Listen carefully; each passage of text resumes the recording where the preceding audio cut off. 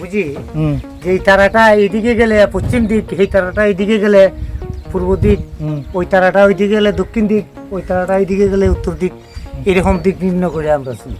নমস্কার, নববার্তা টুডের একটি সংবাদ নিয়ে সঙ্গে আছি আমি সুস্মিতা। এশিয়ার দ্বিতীয় বৃহত্তম জলাশয়, চারিদিকে জল আর জল, নীল দিগন্ত পেরিয়ে কোথাও যেন হারিয়ে যায় মন। আমরা কথা বলছি বরাকের গৌরব শনবিল নিয়ে। প্রকৃতি যেন খুব যত্ন করে সাজিয়ে তুলেছে এই শনবিলকে। ফাকুয়াগ্রাম রেল স্টেশনের পূর্বাঞ্চলের আঁকাবাঁকা পথ ধরে খানিকটা এগিয়ে গেলেই দেখা মেলে নন্দিনী শনবিলের। এত সুন্দর প্রাকৃতিক পরিবেশ, তবে সরকারি উদাসীনতার জন্য নেই ভালো রাস্তাঘাট। এই অঞ্চলের বেশিরভাগ মানুষের পেশা কৃষিকাজ। বর্ষার সময় অবশ্য মাছ শিকার করে তারা তাদের সংসার প্রতিপালন করে আসছেন। বিশ্বায়নের যুগে যেখানে মানুষ চন্দ্র সূর্যে যাওয়ার পরিকল্পনা করছে, ঠিক এই সময় শনবিলের এপার অর্থাৎ ফাকুয়াগ্রাম যেন এখনো পিছিয়ে। আজ ফাকুয়া গ্রামে চোখ দিয়ে আমরা শনবিল দেখব। ফাকুয়া হয়ে নৌকা করে সহজে কালীবাড়ি দেবদার যাওয়া যায়, তবে এর জন্য ঘাটের করে বেশ খরচ করতে হয়। দূর দূরান্ত থেকে মানুষ আসেন শনবিলের সৌন্দর্য উপভোগ করেন, প্রায়ই লেগে থাকে পর্যটকদের ভিড়। সবচেয়ে আশ্চর্যের বিষয় হচ্ছে এই বিশাল বিলে মাঝিরা খুব সহজে দিক নির্ণয় করতে পারেন। তারা কোনো কম্পাস ব্যবহার করেন না। আকাশের তারা দেখে উত্তর দক্ষিণ পূর্ব পশ্চিম দিক নির্ণয় করতে পারেন। আমরাও আজ একটু ঘুরে দেখলাম শনবিল।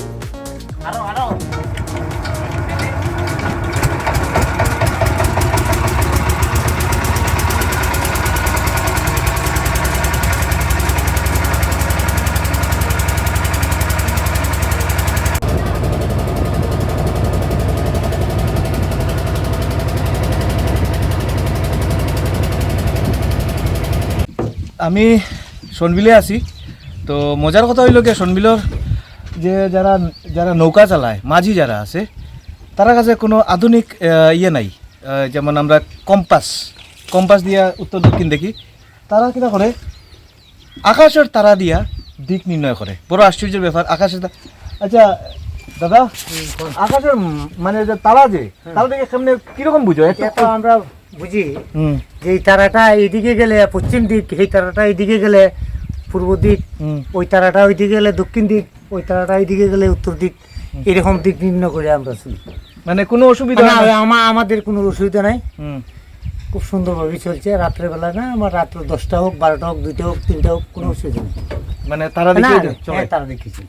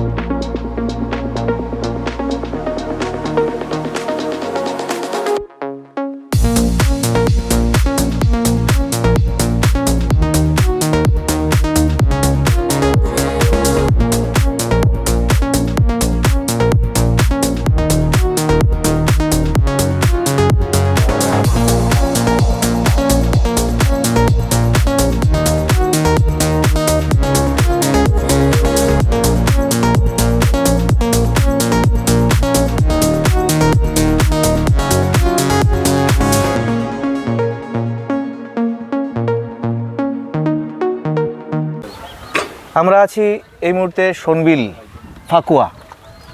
ফাকুয়া থেকে 1 কিলোমিটার দূর শনবিল। পায়ে হাঁটা পথ, আমরা দেখলাম শনবিল।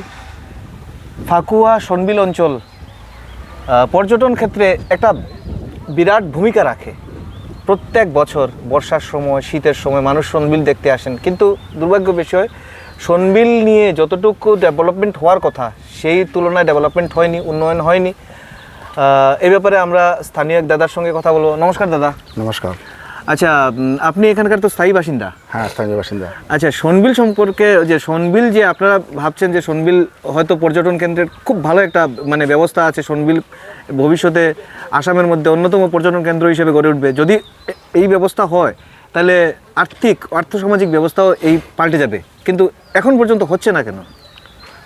বিষয় হচ্ছে আমাদের সোনবিলের পূর্বাঞ্চল ও পশ্চিমাঞ্চলের যে জনসাধারণ স্থায়ীভাবে বসবাস করে আসছে, ভারতবর্ষের স্বাধীনের পর থেকে আজ অবধি এই অঞ্চলের মানুষ, আমরা স্থানীয় কোনো মানুষ বা প্রার্থী আর আমরা আজ পর্যন্ত আমরা পার্লামেন্টে বা আমরা অ্যাসেম্বলিতে পাঠাতে পারিনি, যার কারণে আমরা এই অঞ্চলের উন্নয়ন, আমরা যে এশিয়ার যে দ্বিতীয় বৃহত্তম বিল খালি নামে আছে। আমরা অনলাইনে অনেক লোক মানে পর্যটন কেন্দ্র হিসেবে দেখার জন্য আসে। আপনাকে মানে কষ্ট করে একটু থামাচ্ছি। আপনি বলছেন যে আপনাদের এসসি কমিউনিটির, কিন্তু কৃপানাথ মালা তো এই অঞ্চলেরই মানুষ। কৃপানাথ মালা আমি আচ্ছা এই সময় বলছি। আচ্ছা, আমার সোনবিলের 99% মানুষ এসসি কম্পোনেন্ট পিপল। বিষয় হচ্ছে এই অঞ্চলের এসসি যদিও হয়, কারণ আমরা সোনবিলের কোনো এসসি কোনো প্রার্থী আজ অবধি আমাদের সাংসদ হিসাবে আমরা মনোনীত হয়নি, যার কারণে সোনবিল সম্পর্কে আমরা পিছিয়ে আছি, উন্নয়নের দিকে আমরা অনেক পিছিয়ে আছি। কারণ কৃপানাথ মালা হচ্ছে আমাদের সোনবিল থেকে কমপক্ষে 15-20 কিলোমিটার ডিস্টেন্স সোনবিল চেয়ে, তো যার কারণে এত ডিস্টেন্সে আমাদের সোনবিলের যে আর্থসামাজিক যে দুরবস্থা এই সম্পর্কে তানি সঠিকভাবে অবগতি করানোর মতো লোক আমাদের অঞ্চলে নেই। আর যদিও উনিকে বলেন, উনি আমাদের এই কথা কোনো কর্ণপাত না করে উনি অন্য অন্য অঞ্চলকেই, যেমন শহরাঞ্চলকে দিকে দৃষ্টি রেখে উন্নয়নের দাবি তো হয়, আর সোনবিলকে পিছনে রেখে যত মানে সাংসদ আসছে, আমার তো এতদিন এসসি ছিল, এখন তো আমরা ওপেন হয়েছে, আজ অবধি এখন পর্যন্ত আমরা সোনবিলের কোনো ধরনের ডেভেলপমেন্ট হয়নি। আমাদের এক দুর্ভাগ্য, আমরা স্থানীয় কোনো প্রার্থী আজ অবধি আমরা এই পার্লামেন্টে পাঠাতে পারিনি, এমনকি অ্যাসেম্বলিতে পাঠাতে পারিনি, যার কারণে আমাদের রাস্তাঘাট তো আপনারা দেখেছেন। কারণ আমাদের রেলওয়ে স্টেশন থেকে 1 কিলোমিটার ডিস্টেন্স, মনে করেন আমার এই সোনবিলের যে এটা ওই সোনবিলের ফেরিঘাট বা আমাদের কলোনি অঞ্চল যেতে এই 1 কিলোমিটার ডিস্টেন্সের রাস্তাও আমাদের কমিউনিকেশন যেটা ফরওয়ার্ড করার জন্য আমরা স্থানীয় কোনো আমাদের এই নেতা বা আমাদের এই অ্যাসেম্বলি মেম্বার হোক, পার্লামেন্ট মেম্বার হোক দৃষ্টি আকর্ষণ করেনি, যার কারণে আমরা এই অঞ্চলের এই আমরা ভারত স্বাধীনের পর থেকে এখনও ভুগতেছি আর ভবিষ্যতে ভুগবো। আশা রেখে যদি কোনো দিন ভগবান আমাদের যদি খুব সুপ্রসন্ন হয়, আমাদের যদি দৃষ্টি রাখে, যদি মহাপ্রভু আমাদের যদি কৃপা করেন, তাহলে আমরা ভালো প্রার্থী পাবো। এখন যেহেতু ডিলিমিটেশন হয়েছে, আমাদের এই 4 বছর আমার ছিল দক্ষিণ করিমগঞ্জ থেকে ডিলিমিটেশন হয়ে এটা পাতারকান্দি সমষ্টিতে অন্তর্ভুক্ত হয়েছে। আর আগে আসলে রাতাবাড়ির সমষ্টি, এটার নাম পরিবর্তন হয়েছে রামকৃষ্ণনগর। হ্যাঁ, এখন আমাদের রামকৃষ্ণনগর আর পাতারকান্দি সোনবিলকে আর দক্ষিণ করিমগঞ্জ আংশিক পেয়েছে, আমাদের বিস্তৃত করে রেখেছে। এখন দেখা যাবে, আমরা আশাবাদী। এখন যেহেতু আমার কৃষ্ণদেবাল মহাশয় আমার এই অঞ্চলের আমরা বিধায়ক, উনি আমাদের এই অঞ্চলের ওনাকে দৃষ্টি আকর্ষণ করছি। উনি আমাদের এই অঞ্চলের দেখা যাবে বদূর ভবিষ্যতে এই অঞ্চলের আর্থসামাজিক ও কমিউনিকেশনের দিক দিয়ে ও স্বাস্থ্য বিভাগ এ সম্পর্কে উনি আমাদের দৃষ্টি রাখবেন, আশা রাখি। কিছুদিন পরে বোঝা যাবে উনি আমাদের কি করে। ধন্যবাদ আপনাকে। আপনার নাম? নমস্কার, আপনারা এসেছেন, আমার পিঙ্কু সূত্রধর। আপনারা এসেছেন আমাদের এখানে আমাদের গ্রামে, আমি অসংখ্য ধন্যবাদ জানাচ্ছি।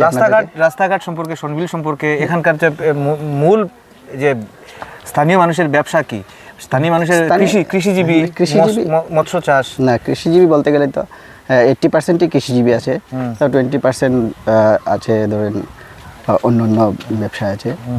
তবে বিশেষ করে মৌসুম মানে পরিবর্তনের সাথে সাথে আমাদের ইনকামেরটাও পরিবর্তন হয়।